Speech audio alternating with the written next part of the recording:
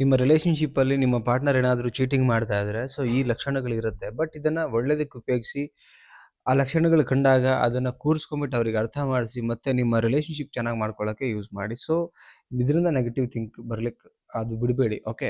ಅದಕ್ಕಿಂತ ಮುಂಚೆ first time ನಮ್ಮ ಚಾನಲ್ ನೋಡ್ತಾ ಇದ್ರೆ ಸಬ್ಸ್ಕ್ರೈಬ್ ಮಾಡಿ, ಸಪೋರ್ಟ್ ಮಾಡಿ. ಆ್ಯಂಡ್ ಕೌನ್ಸಿಲಿಂಗ್ ಬೇಕು, ನನ್ನ ಜೊತೆ ಮಾತಾಡಬೇಕು ಅಂದರೆ ಸ್ಕ್ರೀನ್ ಮೇಲೆ ನಂಬರ್ ಹಾಕಿದ್ದೀವಿ. ಸೊ ಕಾಲ್ ಮಾಡಿ ಆರ್ ವಾಟ್ಸಪ್ ಮಾಡಿ. ಬಟ್ ಚಾರ್ಜಸ್ ಇರುತ್ತೆ ಕೌನ್ಸಿಲಿಂಗಿಗೆ. ಆ್ಯಂಡ್ ಬ್ರೇಕಪ್ ಆಗಿಬಿಟ್ಟು ತುಂಬ ಒದ್ದಾಡ್ತಾ ಇದ್ರದ್ದು ಅದರಿಂದ ಆಚೆ ಬರೋಕ್ಕಾಗ್ತಿಲ್ಲ ಅಂತ ಹೇಳಿದ್ರೆ PDF ಇದೆ.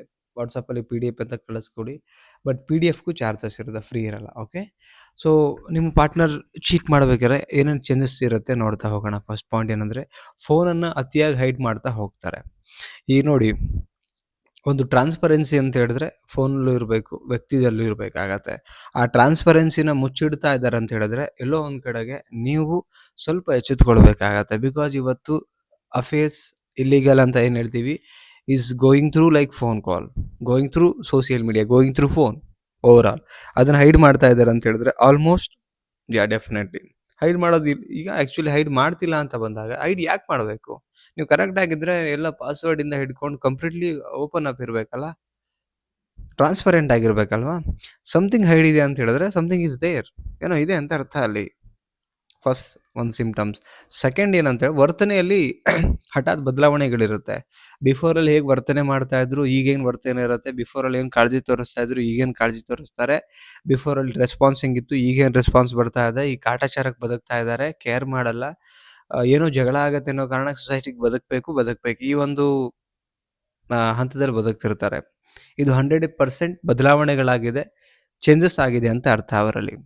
ಸೊ ಒಂದು ಕಾಳಜಿ, ಗೌರವ ಆಲ್ವೇಸ್ ಬಿ ದೇರ್, ಇರಲೇಬೇಕಾಗತ್ತೆ. ವಯಸ್ಸಾಗ್ತಿದ್ದಂಗೆ ಮೆಚುರಿಟಿ ಬರಬೇಕು ಹೊರತು ಆ ಮೆಚುರಿಟಿಯಿಂದ ಬೇರೆ ಥರದಲ್ಲಿ ಆಗಬಾರ್ದು. ಓಕೆ.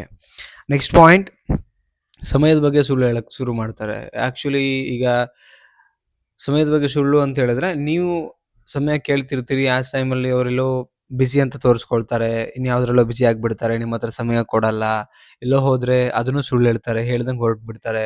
ಅದು ಯಾರೋ ಬಂದರೆ ಮೀಟ್ ಮಾಡಿದ್ರೆ ಅದು ಹೈಡ್ ಮಾಡ್ತಾರೆ. ಓವರ್ ಆಲ್ ಆ ಸಮಯದಲ್ಲಿ ಏನೇನು ಆ್ಯಕ್ಟಿವಿಟೀಸ್ ನಡೆದಿರುತ್ತೆ, ಹೋಗಿರ್ತಾರೆ, ಮಾಡಿರ್ತಾರೆ, ಎಲ್ಲನೂ ಕೂಡ ಹೈಡ್ ಮಾಡ್ತಾ ಹೋಗ್ತಾರೆ.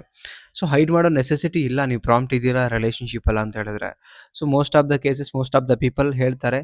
ಸೊ ಏನಂತ ಹೇಳಿದ್ರೆ ಹೈಡ್ ಮಾಡ್ತಾರೆ ಅಂತೇಳಿ. ಸೊ ಹೈಡ್ ಮಾಡ್ತಾ ಇದ್ರೆ definitely reason. Okay. So next point ಏನಂತ ಹೇಳಿದ್ರೆ, ನಿಮ್ಮ ಮೇಲೆ ಅನಗತ್ಯ ಕೋಪ ತೋರಿಸೋದು.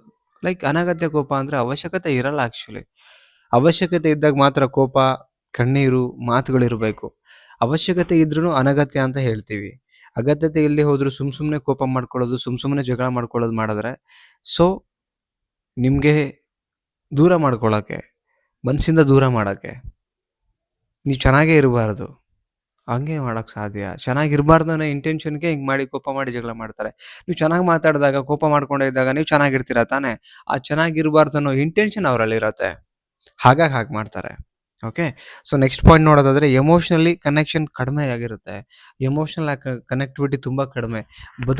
ಬದುಕ್ತಾರೆ, ಪ್ರಾಕ್ಟಿಕಲ್ ಅಷ್ಟೇ ನೋಡ್ಕೊಳ್ತಾರೆ. ಬಿಟ್ಟರೆ ಯಾವ ಕನೆಕ್ಟಿವಿಟಿ ಅವರ ಮಧ್ಯೆ ಇರೋದೇ ಇಲ್ಲ. ಆ್ಯಕ್ಚುಲಿ ತುಂಬ ಹೋಗಿರುತ್ತೆ, ಸತ್ತೇ ಹೋಗಿರುತ್ತೆ ಅಂತ ಅಂದ್ಕೊಳ್ಳೋಣ. ಹಿಂಗೆ ಅಂತ ಎಮೋಷ್ನಲ್ ಕನೆಕ್ಟಿವಿಟಿ ಅಂತ ಹೇಳಿದ್ರೆ, ನಿಮ್ಮೊಟ್ಟಿಗೆ ಲೈಕ್ ಎಲ್ಲ ರೀತಿಯಿಂದ ಭಾವನೆಗಳನ್ನ ಶೇರ್ ಮಾಡ್ಕೋಬೇಕು. ಆ್ಯಂಡ್ ಸಣ್ಣ ಪುಟ್ಟ ಎಲ್ಲೋ ಹೊರಗಡೆ ವಾಕ್ ಹೋಗ್ಬೇಕಾದ್ರೆ ಜೊತೆ ಹೋಗಬೇಕು, ಫ್ಯೂಚರ್ ಬಗ್ಗೆ ಮಾತಾಡಬೇಕು, ಸಣ್ಣ ಪುಟ್ಟ ಫ್ರೀ ಇದ್ದಾಗ ಗೇಮ್ಸ್ಗಳು ಆಡಬೇಕು, ಮನೆ ಕೆಲಸ ಜೊತೆಯಲ್ಲಿ ಮಾಡಬೇಕು. ಸೊ ಇನ್ವಾಲ್ವ್ಮೆಂಟಲ್ಲಿ ಇಬ್ಬರು ಸಾಗಬೇಕಾಗತ್ತೆ. ಆ ಇನ್ವಾಲ್ವ್ಮೆಂಟ್ ಭಾಳ ಕಡಿಮೆ ಇರುತ್ತೆ. ಏನೋ ಇರ್ಬೇಕು ಆ ಲೆಕ್ಕಕ್ಕೆ ಬಂದಿರ್ತಾರೆ. ಸೊ ಡೆಫಿನೆಟ್ಲಿ ಅವ್ರಿಗೆ ಇಂಟ್ರೆಸ್ಟ್ ಕಳ್ಕೊಂಡ್ಬಿಟ್ಟಿರ್ತಾರೆ ಅಂತ ಅರ್ಥ. ಇದು ಸೈನ್ಸ್ ಇತ್ತು ಅಂತ ಹೇಳಿದ್ರೆ, ನಿಮಗೆ ಅವರು ಎಲ್ಲೋ ಒಂದು ಕಡೆ ಚೀಟ್ ಮಾಡೋ ಸಾಧ್ಯತೆ ಇದೆ. ಹುಷಾರಾಗಿರಿ ಆ್ಯಂಡ್ ಸರಿಪಡಿಸ್ಕೊಳ್ಳಿ. Okay. Thank you so much. ಮತ್ತೊಂದು ಟಾಪಿಕಲ್ಲಿ ಸಿಗೋಣ. ಬಾಯ್.